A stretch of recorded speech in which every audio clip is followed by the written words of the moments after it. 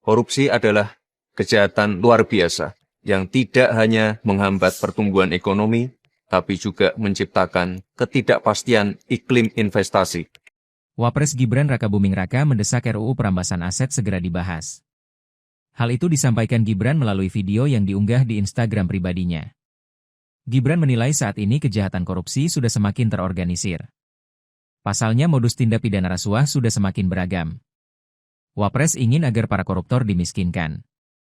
Ia juga menyinggung sejumlah negara yang berhasil menerapkan konsep perampasan aset seperti Belanda, Singapura, Italia.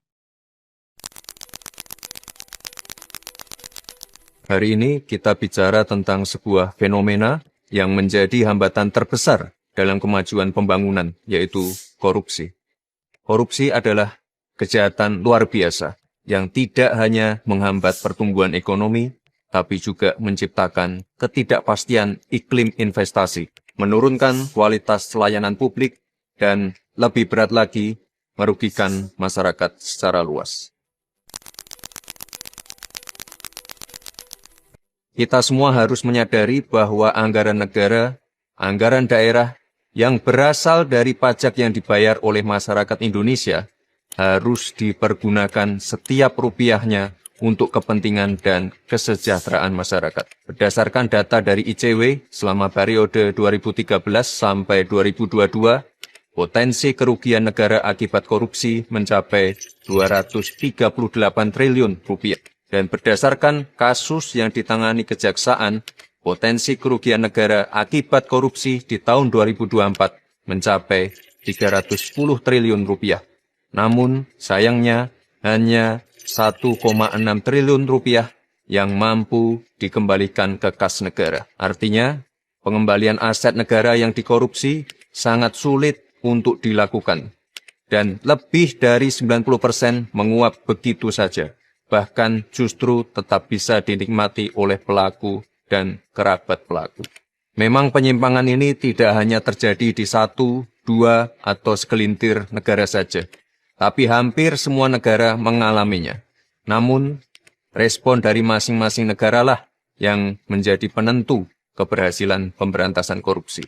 Apalagi di era seperti sekarang ini, di mana kejahatan semakin terorganisir, bersifat lintas batas, dan melibatkan teknologi terkini. Sehingga aset-aset hasil korupsi bisa digelapkan, bisa dilakukan pencucian yang mengakibatkan aset-aset tersebut sulit terlacak dan terdeteksi. Oleh sebab itu, Indonesia sangat perlu memperkuat sistem hukumnya agar mampu mengembalikan aset negara, membuat jera para pelaku, serta melindungi masyarakat dari potensi kerugian akibat korupsi. Teman-teman, komitmen dari Bapak Presiden sebagai pucuk pimpinan negara sudah sangat jelas, yaitu mendorong penuh pemberantasan korupsi dan pengesahan RUU Perampasan Aset. Kerugian negara yang dia timbulkan yang harus dikembalikan, makanya aset-aset pantas kalau negara itu menyita. Ini bukan sekedar pernyataan biasa, tapi kesungguhan Bapak Presiden untuk memerangi korupsi dengan instrumen hukum baru yang bisa membawa manfaat besar bagi bangsa.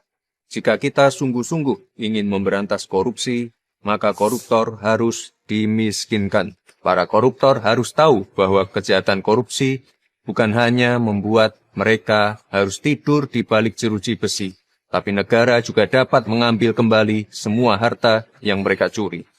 Prinsipnya sederhana, selama suatu aset bisa dibuktikan berasal secara langsung maupun tidak langsung dari tindak pidana seperti korupsi, narkotika, pertambangan liar, penangkapan ikan ilegal, pembalakan liar, judol, ataupun TPPO, negara memiliki kewenangan untuk merampas aset tersebut untuk dikembalikan menjadi aset negara, menjadi hak rakyat yang digunakan kembali untuk kepentingan rakyat. Inilah esensi dari RUU Perampasan Aset yang saat ini menjadi sangat penting dan mendesak.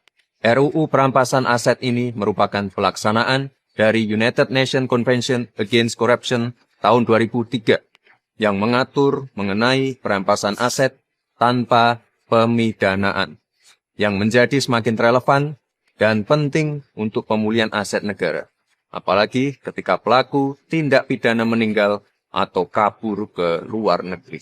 Memang ada beberapa kekhawatiran seperti pelanggaran terhadap prinsip praduga tak bersalah, serta potensi penyalahgunaan wewenang. Kekhawatiran ini sangat bisa dipahami. Oleh sebab itu, pembahasan terkait RUU ini harus segera dilakukan secara serius, komprehensif, dan transparan, serta melibatkan semua pihak termasuk para praktisi dan profesional, agar menghasilkan regulasi yang kuat dengan pengawasan yang ketat, sehingga tajam kepada para pelaku, namun tidak sewenang-wenang kepada yang bukan pelaku. Beberapa negara lain juga telah lebih dahulu menerapkan konsep perampasan aset untuk tindak kejahatan tertentu, seperti di Belanda, Kolombia, Singapura, bahkan di Italia. Villa-villa mewah milik mafia disita dan diubah menjadi sekolah serta pusat kegiatan sosial. Pengalaman negara lain tentu bisa kita jadikan masukan agar RUU perampasan aset bisa efektif mengembalikan aset negara dan tidak menjadi instrumen yang bisa disalahgunakan.